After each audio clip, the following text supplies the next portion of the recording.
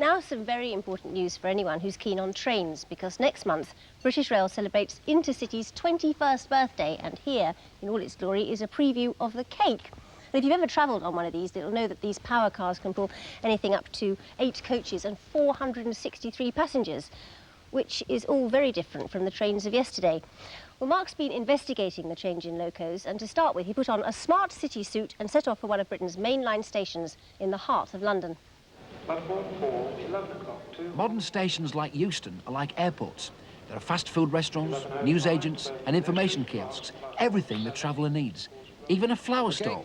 And I thought a carnation buttonhole would smarten me up a bit. Platform 7, 11:05 to go. With time to spare, I headed not for the Superloo, but for the super new Pullman Lounge.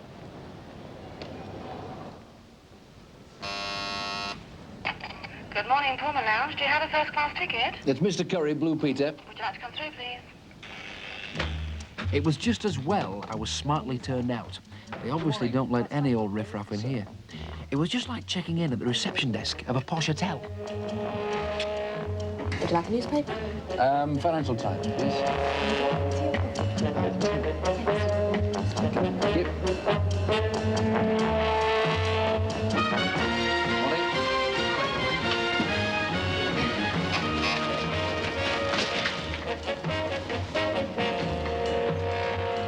The lounge is full of useful gadgets. As well as the photocopier, there are telephones.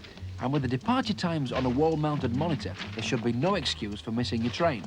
But even high-powered businessmen like me aren't always perfect.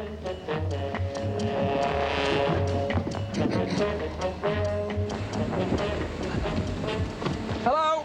Hello? Excuse me, can I look around? Am I a bit late? Ted, I just made it. We've got 2 or 3 minutes before we set off. Yes, How long have you been driving InterCity trains? about 15 years. So you must remember steam trains as well. Oh, yes, remember very well. Did you drive them? Yes, and that from 1960. January 1960, actually. When people like Ted joined British Rail, the railways really were different from today. This is London King's Cross Station in the days of steam-driven trains. There were many more passengers then, but far fewer facilities. Even so, there are still a great number of people who miss the sight and sounds of the great giants of steam. This loco, the Silver Fox, was built in 1936 and was in service for well over 25 years. The last scheduled steam-hauled passenger train, Black 5, made its final journey in August 1968. Modern-day working conditions for train drivers are much cleaner and drier than they used to be. And although it must have been great fun to drive a steam train, some drivers say they prefer today's diesel and electric locos.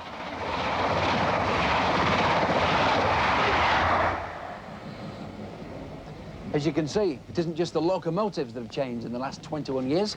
Today's passengers can travel in ultra-modern luxury, particularly in first-class compartments on Pullman trains like this one. There's absolutely everything that you need. Very comfortable chairs, tables for working and eating on, curtains for shutting out the glare, overhead lighting, double glazing, air conditioning, wall-to-wall carpets. In fact, it's better than I've got at home. There's even a telephone. MC phone home. Hello, Mum. It's Mark. Mark, I'll be home in an hour. Okay, ta-da. Mind you, there's one thing missing. There's no television, so you can't watch Blue Peter.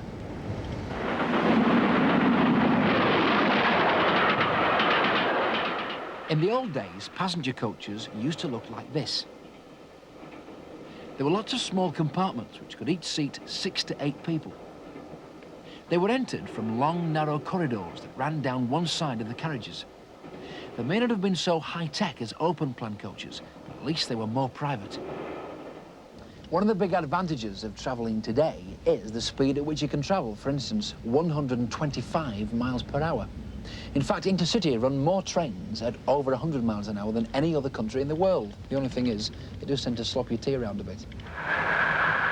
When InterCity was born in 1966, it marked a big change in the way that the railways were run.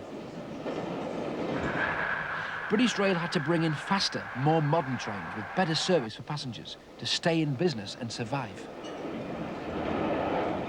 Airlines were growing fast and taking more passengers from the railways. And speedy motorways were being built all over the country. Steam trains that had served the railways well since 1830 just couldn't compete anymore. Thousands of cosy country stations with coal-heated waiting rooms were closed down, and more than 6,000 miles of track were to be axed over the next 20 years.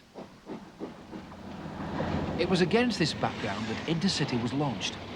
The aim was to win back passengers with a high-speed quality service between Britain's major cities, and thousands of new trains were built. Great strides have been made over the past 21 years, but it hasn't always been a smooth ride for British Rail. They've had big problems with the ill-fated tilting advanced passenger train, the APT, and the project was cancelled. But research into the trains of the future goes on.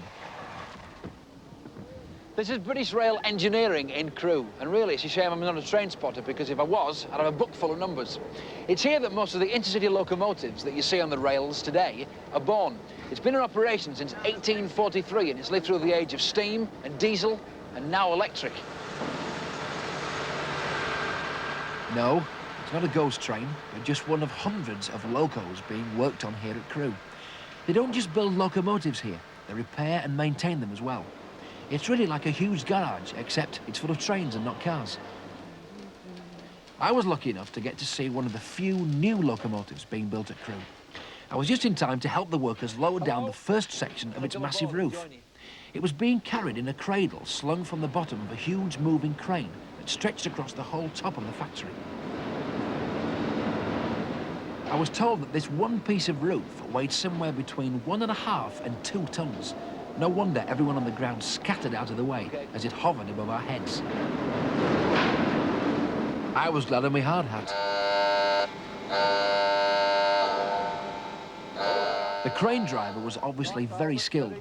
He lowered it down, bang on target. Fingers. Yeah. 5, 4, 3, 2, 1, fire. Over in Derby, they're carrying out lots of research into British Rail's replacement of today's locomotive. As you might expect, they're using computers to help design their electric train of the future, the Electra. I wondered what the early railway pioneer Robert Stephenson, builder of the rocket back in 1829, would have made of it. After everything has been worked out on the computer, the next stage is to build a mock-up version of the Electra out of wood.